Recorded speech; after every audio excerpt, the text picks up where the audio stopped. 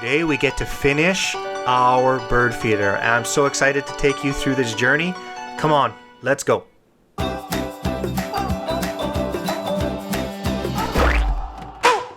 Folks, I am excited to share this one with you today. All you need is a old used pop bottle, and then we're going to drill holes in the bottom of it to allow the bird seed to come through the bottle. I also use a sour cream container lid, which we will glue the pop bottle onto, and we also need a used fruit container or fruit platter or whatever you call these things that have kind of the multiple slots. You can use one that's different than this. It does not have to be a round one. I just thought that the round one would work, so I cut out the middle just because it's a little bit raised, and then I add some support sticks because the plastic can be a little bit wobbly sometimes, and I wanted it to be strong enough that I could actually slide it onto a post. So this one fits perfectly now with that area cut out. I can slide that right onto a fence post and have it staying there, sticking two sticks on there to create the strength that I want and to allow us to be able to create a fairly heavy bird feeder. We're going to have natural growing seeds and I have some grasses and stuff that I'll be growing in it to allow it to look like a natural little birdhouse on a post. So once we've got this base all complete and it's strong and sturdy and it's properly glued together, of course hot glue seems to work best for this kind of project, and so just make sure it's good and sturdy and glued together. Blow on it if you have to.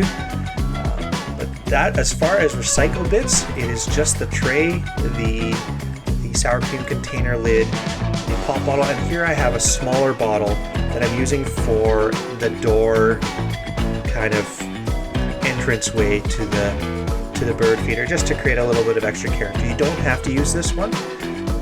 You can also use multiple bottles or different shapes of bottles. You can use basically whatever you want. Just think it through and kind of think how you want to create it so that you can add whatever types of barks or grasses that you have onto it. For me, this made the most sense because I'm going to use cedar bark, which we had in our backyard.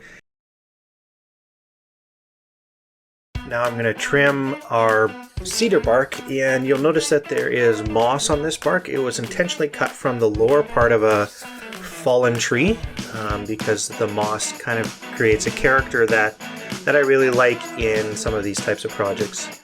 The moss is just a unique, I just love it. I just love how it looks, and it's such a brilliant color contrasting to the brown. So yeah, just trimming all this bark down to the right size using scissors. You can actually cut this bark, it's so thin, with scissors. You can also cut the birch bark that we're going to use later for the roof with scissors, and so that's really convenient. Don't have to get a straight edge or straight blade or X-Acto knife or anything like that out. So now we just glue on all of the bark strips as much as we want, wherever we want them, and I'm creating kind of just the outside walls. I also intentionally leave a small area for a window in the back, and we have the area to see the seed through the what sort of is the door. It's in the archway at the front of the bird feeder.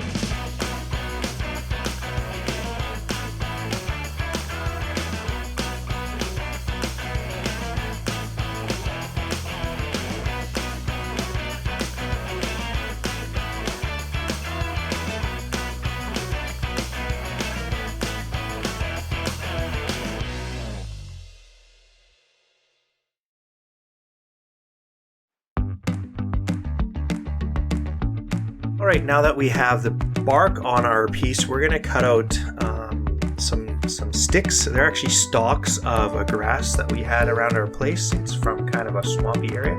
And we're going to glue these on to the kind of pointed roof part of the bottle. And this will allow for just a cool frame type feeling when we apply the birch bark onto it. Also create a little bit of structure so that it stays in one place. Birch bark can be pretty flexible on its own. These stalks are pretty stiff. They're pretty dry. We could could snap them easily, but cutting them with a scissors just made a nice clean part. So we'll get those all on there, kind of spacing them around properly using the hot glue, just sticking them on.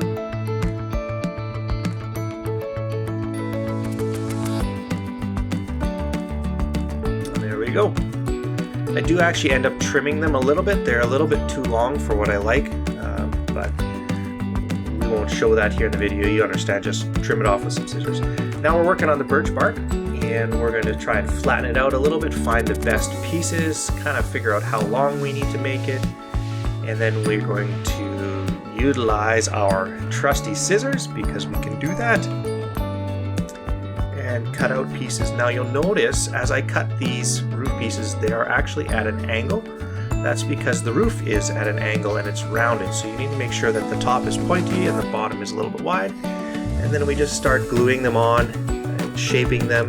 If you have to trim a little one here or there, or find a new piece that's a little bit wider so that it kind of fits on in the right place, just do so.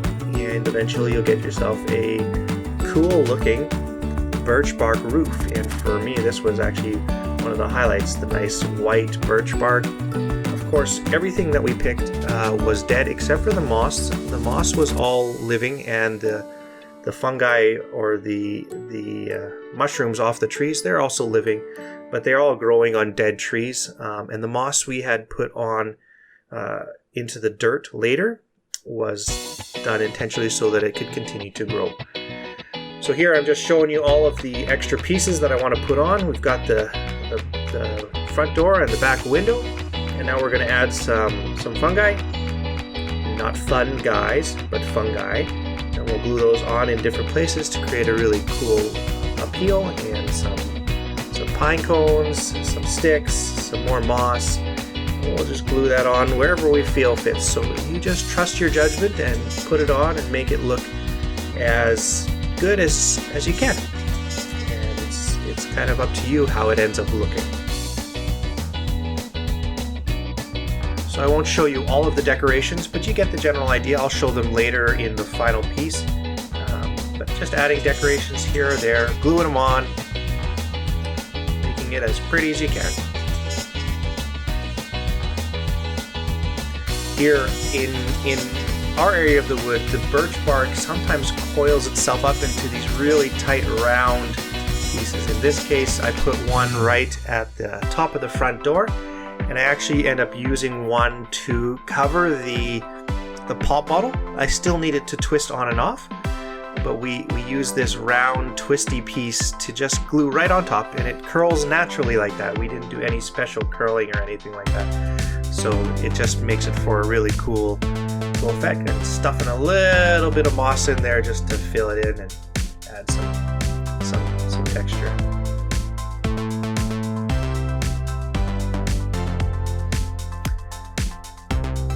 So at this point, the bird feeder part is done. We've got all our decorations. We've got our roof and our wall, and we're going to take our base and we're going to actually finally now glue the sour cream container lid onto it. And the sour cream container lid is actually there because that's going to hold the bird seed that comes out of the holes at the bottom of the bottle. And now we're going to fill in with some potting mix into the little trays, again because we want to actually grow some seeds in there and create a really cool environment for our birds.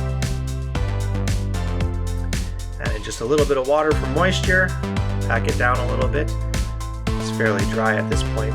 We'll add a little bit more soil, and then we put in some rocks and some moss. Again, we're creating an environment for the birds where there happens to be some food. So just really making it look pretty. Some sphagnum moss that we get to put in there and let it grow into the soil. So that's always nice to see, making it natural. And here we're just adding seeds, just a variety of different types of seeds. I put some flowers, some grasses, and I don't actually get to show you in this video. We ended up moving away from this place before the bird feeder had actually grown all of the grasses. So that's too bad, but that's life. Sometimes life throws us curveballs. So we got our bird seed, and we've got a makeshift funnel from another pop bottle that we had. And we've put it on the top there and scoop it in, and you get to watch as the bird feeder starts to fill up, gets ready to be placed outside for the birds to enjoy. So that's exciting. Had a lot of fun making this project, going out to the woods with the kids and pulling in all the pieces that we need. Just a lot of fun to do these things as a family and to create some very fun videos to share with you. Thanks so much for watching. We really appreciate all the support. Consider subscribing and liking the video. That really helps out our channel. And may God be with you as you continue to find places where you can serve.